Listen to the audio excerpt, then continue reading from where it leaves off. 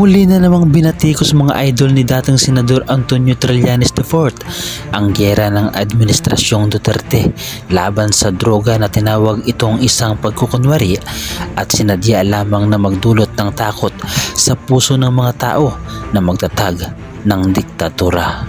At habang si Trillanes mga idol noon ay matagal ng kritikal ni dating Pangulong Duterte at sa kanyang kampanya laban sa illegal na droga sa bansa, sa pagkakataong ito nga mga idol ay dinala niya ang usapin sa international na yugto. At dito nga mga idol ay bilanggit ni Trillanes ang bilang ng mga pagpatay na naganap bilang bahagi ng war on drugs na ayon pa nga mga idol kay Trillanes ay dapat na interesadong tingnan ng International Criminal Court o ICC ang bilang ng bahagi ng kanilang preliminary file na investigasyon laban kay Duterte. At sa pagkakataon nga na ito mga idol ay ating muling mapapakinggan ang isang revelasyon nga mga idol ni Trillanes patungkol nga mga idol sa gawain ng Administrasyong Duterte noong kanilang panahon na kung saan nga mga idol ay muling isiniwalat ni dating Senador Antonio Trillanes ang kanyang mga nalalaman nga mga idol patungkol sa mga gawain ni Duterte. At ang lahat ng ito mga idol ay bibigyan natin ng reaksyon at opinyon dito lamang sa Opinyon Mo TV.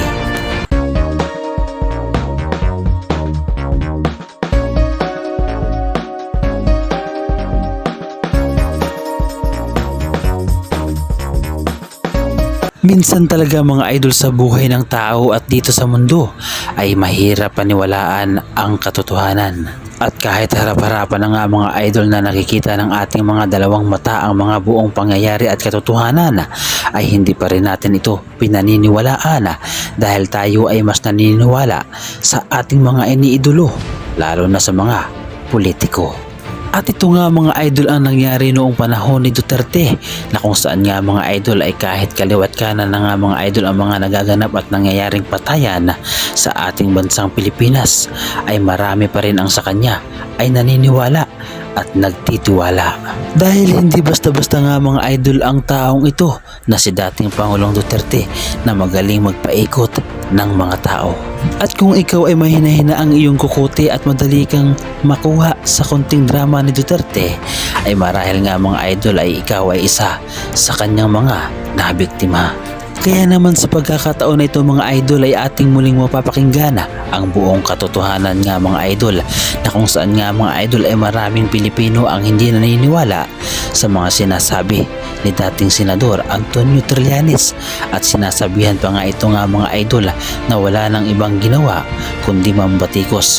Subalit ang ginagawa nga mga idol ni dating Senador Trillanes ay hindi para sa kanyang sarili at hindi para sa kanyang pamilya kundi para sa Pilipinas at sa sambayanang Pilipino.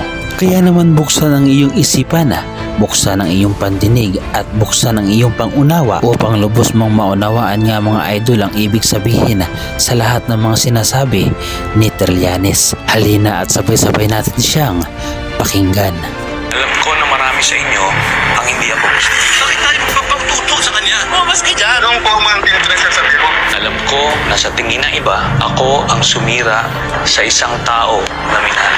Sampaling ko siya sa publiko. Ngayon na. Isang pinuno na binigyan ninyo ng tiwala. I am now your enemy and you have to be out. Kaya hindi ako narito para makipagtalo. Hindi ako narito para ipilit ang sarili ko sa inyo. Narito ako dahil sa bayan.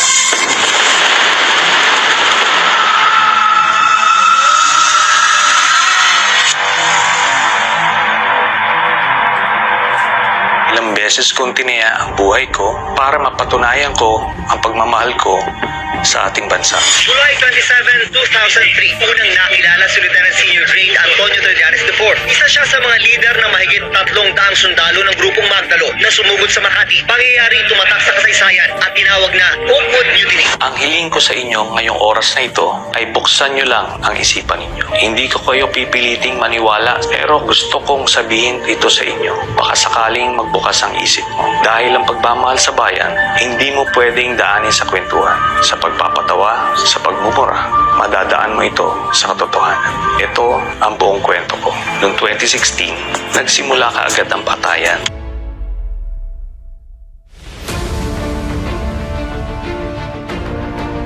Kami noon sa Senado, sa oposisyon, iniisip namin ano ito nangyayari. Ito ba ito? Kaso araw-araw, daan-daan ang namamatay. Sa mga revelasyon na ito mga idol ni dating Senador Antonio Trillanes ay maaari siyang kasuhan nga mga idol ng mga Duterte kung sakaling nang siya ay nagsisinungaling at hindi nagsabi niya ng totoo at ang tanging ginagawa lamang niya kung sakali ay pawang paninira lamang sa mga Duterte. Subalit kung ito nga mga idol ay katotohanan at mayroong basihan ay sana ay tuluyan na magkaroon ng hustisya ang lahat ng mga nabiktima. Alarma kami dahil bilang miyembro ng Senado, ang katungkulan namin ay pumuna ng mga kamaian na nakikita natin sa ating lipunan. Naghain kami ng resolusyon ay hindi po ito panggugulo. Ito po ay isang checks and balance ng ating sistema na para siguraduhin na walang maglalabis ng poder sa iba't ibang sangay ng gobyerno. Si Sergeant Arturo Las Cañas, isa sa mga leader ng Double Death Squad, nagmamatigas nun at dinidinay niya lahat ng mga paratang sa kanya. Namatay din ito sa Davao City. Your Honor, I think I'm not in a position to answer, Your Honor. During the investigation, lumabas po si Mr. Edgar Matubato. Siya ay isang original member ng Double Death Squad simula pa noong 1989 or 1990. At kung matatandaan ninyo mga idol sa Edgar Matubato, siya nga mga idol ay isa sa mga umamin na siya ay kabilang sa mga Davao Death Squad. Subalit siya nga mga idol ay hindi pininiwalaan at pinagtawanan pa nga siya noon dahil ayon nga mga idol sa dating Pangulo na si Duterte.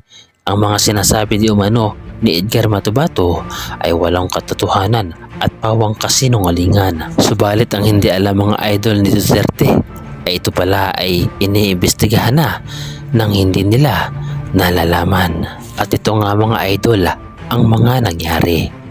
During the investigation, lumabas po si Mr. Edgar Matubato. Siya ay isang original member ng Double Death Squad simula pa noong 1989 or 1990 at kung saan dinitalye niya kung paano nagsimula yung Double Death Squad. Sintang na ito, si Edgar Matubato ay tumakas papuntang Maynila at nag-walk-in siya sa Department of Justice noong 2014. Bakit po nandito kayo? Para malaman ng taong bayan ang ginawa namin sa Davao City. Para mabigyan ng katarungan yung lahat, yung namatay ng mga inosente. Siya ay kinwestiyon ng NBI agents, tinitignan kung totoo ang kanyang storya at dito na nga mas lumalim yung investigasyon. Yung lahat ng mga pinangalanan ni Mr. Matubato na mga miyembro ng Double Death Squad, na mga miyembro rin ng Philippine National Police, ito ay pinatawag namin sa Senado. Itong si Sergeant Arturo Las Cañas, kinalaunan, siya ay umamin na totoo nga lahat ng mga sinabi ni Edgar Matubato at mas marami pa siyang sinabi tungkol sa Double Death Squad. I would like to ask for an apology and understanding of what I have said because I tried all the testimonies of Idol Matubato against myself. At lingid nga mga idol sa mga Duterte at sa mga hindi naniniwala kay Trillanes ay wala silang kaalam-alam mga idol na si Arturo Las Cañas pala at si Edgar Matubato ay witness na nga mga idol sa ICC na kung saan nga mga idol ay pinaniwalaan ito dahil sa matinding mga revelasyon ng dalawang ito. Sila talaga ang nag-organisa ng Double Death Squad under Mayor Rodrigo Duterte at ang mga sinalaysay nila Edgar Matubato at Arturo Las Cañas ang mga naging basihan ng unang communication na naisampa sa International Criminal Court. Ito ay nung panahon na naging miyembro tayo ng ICC noong November of 2011 hanggang March of 2019. Si Arturo Las Cañas, masasabi ko na meron siyang photographic memory Kaya nung siya ay in-interview na ng ICC investigators, 1 linggo siyang na cross-examine. Sinubukan talaga balibalik rin yung kanyang testimonya pero pare-parehas ang lumabas na mga detalye. Ilang mga specific cases ng murder ang isinama niya sa kanyang 186-page affidavit kung sino yung mga miyembro ng hit squad, sino yung nag-drive ng getaway vehicle, gamit na pagpatay, ang pinatay, dinala at nilibing. Ganun kadetalye ang kanyang affidavit. Kaya dahil dyan, siya ay naging star witness. Sa report ng The New York Times noong 2017, nasa kustodiya na raw ng ICC o International Criminal Court si Las Cañas na nagbibigay proteksyon sa mga testigo. Lalo na doon sa panahon na mayor si At Duterte. hindi lamang pala mga idol si Arturo Las Cañas at si Edgar Matubato ang hitman nga mga idol ng Davao Death Squad dahil may nauna na pala sa kanila at ito nga mga idol ay ayon mismo kay Trillanes. Duterte. Ngayon ko lang po sasabihin, meron pa pong isang hitman na nauna nang nagpunta sa ICC ng Witness Protection Program nila. Parehas ang sinabi nila. Kaya solid ang ebidensya po doon ng kaso ni Duterte. Nung presidente na si Duterte, ang sinasabi ni Las Cañas, ando doon siya nung binuo yung transition from the Davao Death Squad to the National Death Squad. Yung template sa Davao, kung paano nila ginawa, ganun din ang gagawin. Meron silang reward system para mainganyong pumatay itong mga members ng Davao Death Squad. Bawat ulo may presyo. Small targets, 5,000, 10,000. Pagka malalaking mga targets, meron 50,000, may 100,000 hanggang 300,000 dun sa isang pinapatay nila. Binibigyan sila ng picture, binibigyan sila ng address, binibigyan sila ng target, tapos pinupuntahan nila at pinapatay nila. Ina-assume nila, Matubato at ni Las Cañas, na kung ang sinabi sa kanila ay ito ay pusher or drug addict. Sa totoo lang, hindi nila alam kung ano yung sinusubo sa kanila. Nung binuo sila, ito ay paniniwala nila na sila ay nakakatulong sa lipunan, na nililinis nila yung mga dumi ng lipunan. Pero kinalaog, namomotivate na sila doon sa reward. Kaya dahil sa tiwala nila kay Duterte, akala nila lahat ng iyon ay totoo. Until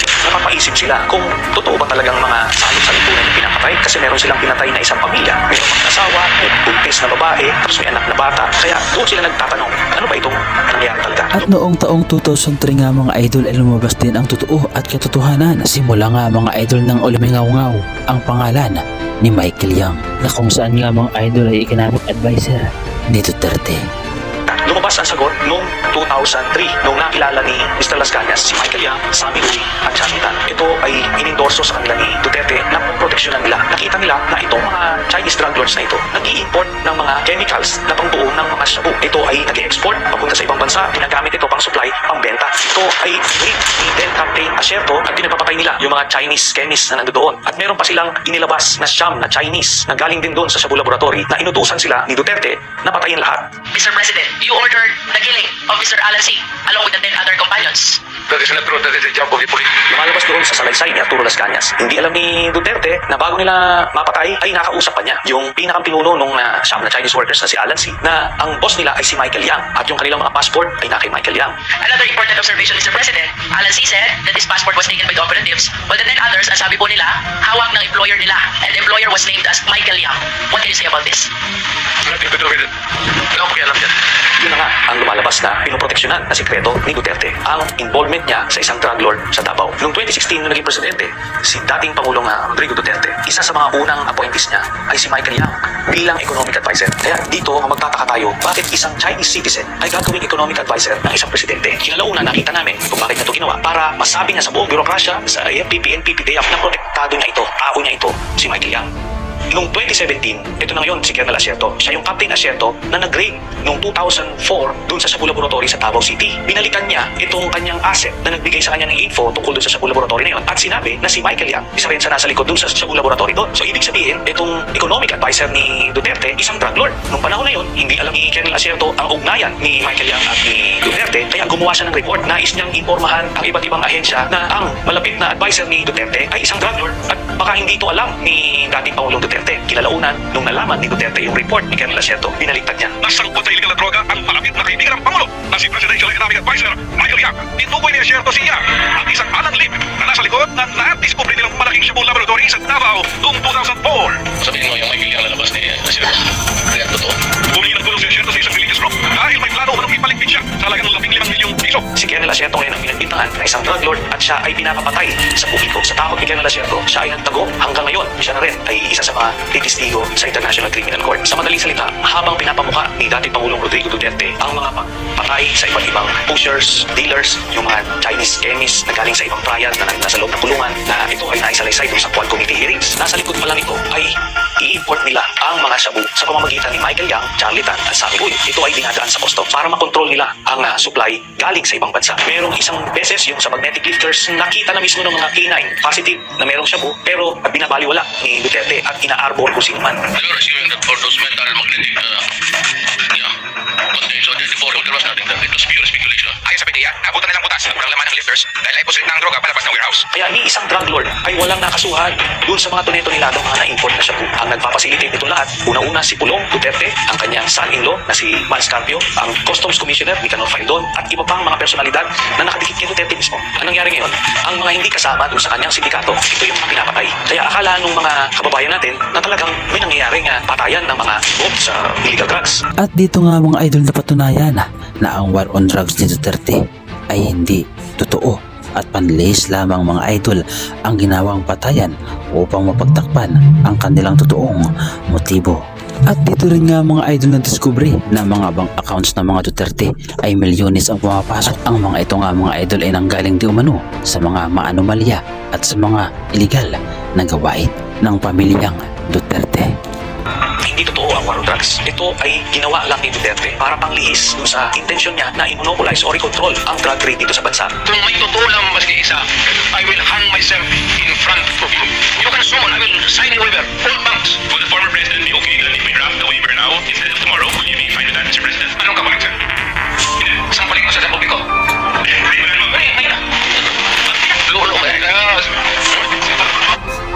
Isa sa na-discover namin ng mga impormasyon, ito ay naibigay sa akin noong 2016 ay yung bank accounts ni Duterte at ng kanyang pamilya. At ang ilalaman nito ay nakakagulat. Nakita namin na daang-daang milyon ang pumapasok sa mga accounts ni Duterte. Joint account si Sara Duterte at si Pangulong Duterte. Every 6 months may pumapasok na dividendo galing kay Sammy Uy papunta sa accounts ni Duterte, ni Sara, Baste, Pulong at Hamlet. Lahat ito tumototal ng 40 to 55 million every 6 months. Buong pamilya ng Duterte ay kumikita sa illegal drugs. At ayon pa nga mga idol kay Trillanes, ang mga perang ito nga mga idol ay posibleng lumabas dahil nga mga idol sa magaganap na impeachment kay Bibi Sara Duterte. Dahil sa impeachment case ni Sara Duterte, ang mga bank accounts na ito ay lalabas at makikita ninyo na si Sammy Uy ay nagbibigay ng pera kay Sara Duterte at buong pamilyang Duterte. Kung totoo nga mga idol ang lahat ng ito, ay totoo nga na tayong mga Pilipino ay hindi totoong minahal ng dating Pangulong si Duterte, bagkus ay ginamit nila tayo para sa sarili nilang mga interest. At ayon pa nga mga idol kay Trillanes, ay hindi lamang mga illegal na droga nga mga idol ang kinasangkutan ng dating Pangulo, kundi pati na rin nga mga idol ang pandemya ay ginamit din dahil nga mga idol sa mga di umano sa paggamit ng mga vaccine ay kumita rin di umano si Duterte at ang kanyang pamilya. At ayon pa nga mga idol sa kanya, ang lahat ng mga ibinabato laban sa mga Duterte at kay Digong ay hindi gawa-gawa lamang at pawang katotohanan lamang dahil hindi di umano tatakbo at uusad ang kaso lalo na sa ICC kung ang lahat ng binabato sa mga Duterte ay gawa-gawa lamang. Ang buong paniniwala natin na si Duterte ang pinakagaling sa illegal na droga, pero ang katotohanan siya pala ang may pinakamalaking drug cartel dito sa Pilipinas. Ito pong mga impormasyon na to ay nakalap namin, hindi po ito gawa-gawa at nakita natin ito ay nasuportahan ng kaso mismo ng International Criminal Court. Hindi magsisimula ang kaso ng ICC kung yan po ay gawa-gawa lang. Napakagagaling po ng mga investigador dyan. Hindi ka pwedeng gumawa-gawa lang ng kwento dyan. Hindi lang droga ang kinasangkutan ng sindikato ni Duterte. Nandiyan na yung Pharmaly at yung iba't ibang pinagkakitaan nung COVID. Isama na rito yung Sinovac na vaccine na tinubuan nila ng 2,000 piso bawat isang vial at umorder sila ng 50 million vials. Sa madaling salita, 100 billion pesos ang kinita sa isang transaksyon nito. Ito rin ang dahilan kung bakit pinigilan nila magpasok ng Pfizer at Moderna at ipunan nila yung pinakamahinang klaseng vaccine para sa mga Pilipino. Nandiyan na rin yung mass personal protective equipment, yung face shield, yung mga ventilators, yung mga rapid tests, yung RT-PCR at iba pa ang mga gamit doon. Yung inaakala ninyo na natulungan kayo noong panahon ng pandemic, ang totoo nito ay pinagkakitaan pa tayo. Ang sindikato ni Duterte rin ang nagpasok ng mga pogo sa Pilipinas. Itong pogo ay naging pugad ng iba't ibang krimen, human trafficking, cyber pornography, money laundering at iba pa. Na-discover na dito sa mga Quadcom hearings na lumabas yung mga pangalan nila, Alice Guo at iba pa. Makikita natin dito si Michael Yang ay kasama sa Pharmaly, kasama rin siya sa pogo at kasama siya sa drug cartel. Sa makatuwid, ang pinaglingkuran ni Duterte ay hindi Pilipino, hindi kayo, kung hindi si Michael Yang ng China. Sa mga Samantala mga idol, nilinaw ni Trillanes na wala nga di umanong kinalaman ang ating presidente na si BBM sa nangyari nga mga idol kay dating Pangulong Duterte dahil nga mga idol noon pa nakakasa ang kaso laban sa kanya at ito nga mga idol ay pinatunayan ni Trillanes. Kaya naman sa lahat ng mga nagdududa dyan na di umano nga mga idol ay mayroong kinalaman ang ating presidente na si BBM sa lahat ng mga nangyayari ay pakinggan ninyo ito. Sa mga nagsasabi na ang lahat ng mga nangyaring ito ay isang political na away between Marcos at Duterte, 2017 pa lang ay final ko na ang kaso. Wala pa po sa pwesto si President Marcos. Halos 8 taon na inimbestigahan ito ng ICC, na bunga lang ito ngayong panahon na presidente si President Marcos. Hindi po ito panggigipit kay Duterte, kundi isa po itong katunayan na mayroong pustisya sa buto. Kung sakali nga mga idol na totoo lahat ng mga sinasabi ni Trillanes, ay maaaring siya nga mga idol ay maituturing nating isang bayani dahil kaya niya nga mga idol na itaya ang kanyang buhay para lamang maisalba ang ating bansang Pilipinas at para maisalba din tayong mga Pilipino sa mga taong mapang-abuso. Kaya patuloy ko pa rin Itataya ang buhay ko para sa inyo dahil alam ko punong-puno tayo ng pangarap na gusto natin magbago ang bansa natin. Kaso nga lang walang tumatayo, wala nang ipaglaban at walang totoong nagmamahal. Masakit man tanggapin, Pilipino tayo, pero binababoy tayo. Kaya ako ito pinaglaban na kahit itaya ko ang buhay ko, hindi ko tatalikuran ang pinangako ko sa inyo. Sa inyong lahat nga mga idol na nakakapanood ng video na ito ngayon, ano ang masasabi ninyo mga idol sa reaction video na ito? At ano ang masasabi ninyo sa katapangang taglay na ipinapakita ni Trillanes na kaya niyang ialay ang kanyang buhay para lamang ibunyag ang mga anomalya ng nakaraang administrasyon? Ano ang masasabi ninyo mga idol patungkol dito? Ibahagi mo naman ang iyong reaksyon at opinyon sa ating comment section.